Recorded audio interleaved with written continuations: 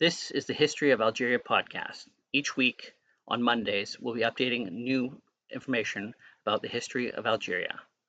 This is an Eat to My Own Beat podcast. Welcome back to episode 37 of the History of Algeria podcast. Foundation Legends. Specific dates, circumstances, and motivations concerning Carthage's founding are unknown. All surviving accounts of the city's origins come from Latin and Greek literature, which are generally legendary in nature, but may have some basis in fact. The standard foundation myth, all across all sources, is that the city was founded by colonists from the ancient Phoenician city-state Tyre, led by its exiled princess Dido, also known as the Queen Elissa of Alisar. Dido's brother, Pygmalion, had murdered her husband, the high priest of the city, and taken power as a tyrant.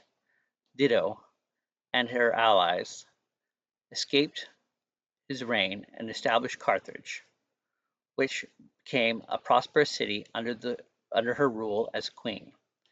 Several scholars had identified Bali-Manazar, the king of Tyre, who gave tribute to Shalmaneser III in 841 BC. Dido's grandfather. The Norris stone found on Sardinia has been interpreted by Frank Moore Cross as naming Pygmalion as the king of the general who had used the stone to record his victory over the local populace.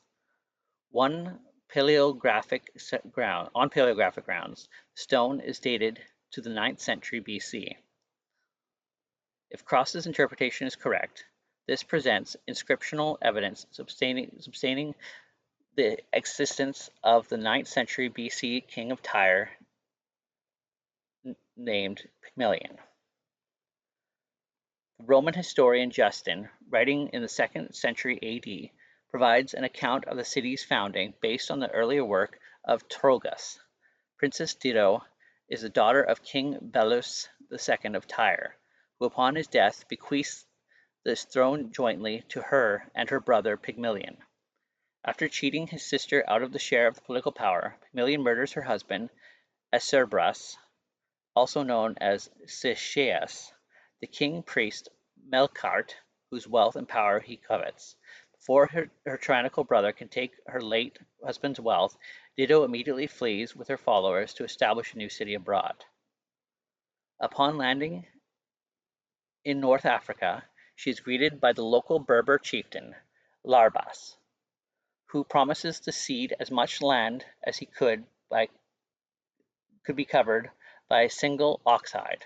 With her characteristic cleverness, Dido cuts the hide into very thin strips and lays them end to end until they encircle the entire hill of Bayeressa. While digging the set of the new foundation of their new settlement, the Tyrans discover the head of an ox, an omen that the city would be wealthy, both laborious and always enslaved.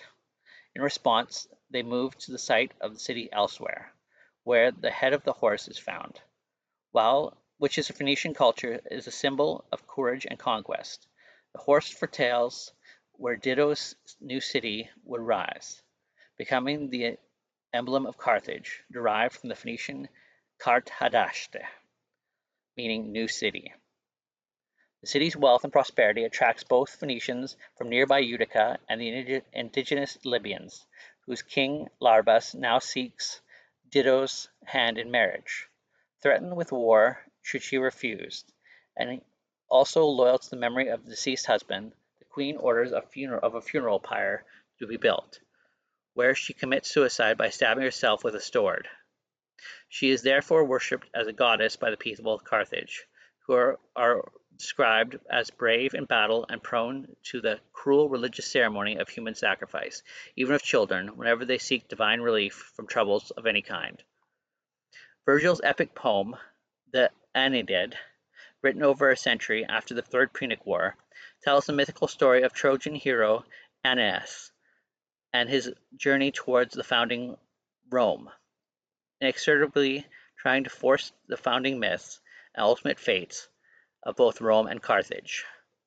Its introduction begins with the mentioning of an ancient city that many readers assumed was Rome or Troy, but goes on to describe it as a place held by colonists from Tyre, opposite Italy.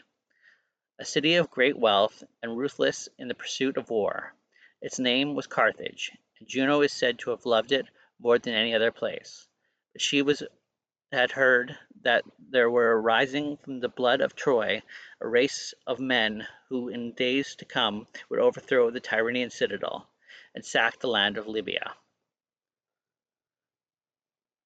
Virgil describes Queen Alyssa, for whom he uses the ancient Greek name Dido, meaning beloved, as an esteemed, clever, but ultimately tragic character.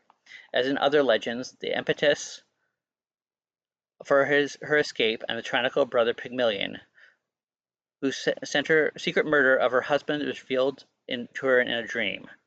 Cleverly exploiting her brother's greed, Dido tricks Pygmalion into supporting her journey, join and bring back the riches for him. Through this ruse, she sets sail with gold and allies secretly in search of a new home. As in Justin's account, upon landing in North Africa, Dido is greeted by Larbus, and after he offers as much land as can be covered by a single ox hide, she cuts the hide into very thin strips in circles of Bysra. While digging the foundation of their new settlement, Tyrannus discovered the head of a horse, which Phoenician culture is symbol for courage and conquest. The horse foretells where Dido's new city will rise, becoming a new emblem of the new city Carthage. In the just 7 years since the exodus of Tyre, the Carthaginians built a successful kingdom under Dido's rule. She is adored by her subjects and presents with a festival of praise. Virgil portrays her during a hunting expedition, and Dido comes to believe they will marry. Jupiter sends a spirit in the form of a messenger god, Mercury, to remind Aeneas that his mission is not to stay in Carthage with his newfound love, Dido, but to sail to Italy to found Rome. The Trojan departs, leaving Dido so heartbroken she commits suicide by stabbing herself upon a funeral pyre with his sword. As she lies dying, she predicts eternal strife between Aeneas' people and her own, proclaiming the rise from my bones the avenging spirit in an invocation of Hannibal. Aeneas sees the smoke from the pyre and he sails away, and though he does not know the fate of Dido, he identifies it as a bad omen. Ultimately, his descendants go on to found the Roman kingdom, the predecessor of the Roman Empire. Like Justin, Virgil's story essentially conveys Rome an attitude towards Carthage, and exemplified by Cato the Elder. Famous utterance, Carthago defenda este.